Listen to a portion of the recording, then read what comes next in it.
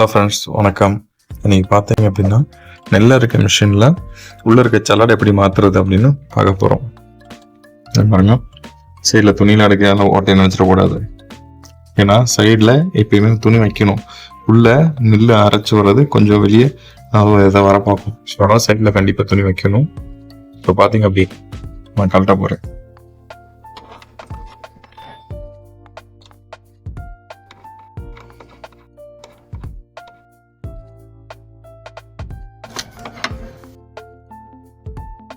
கட்டியாச்சு.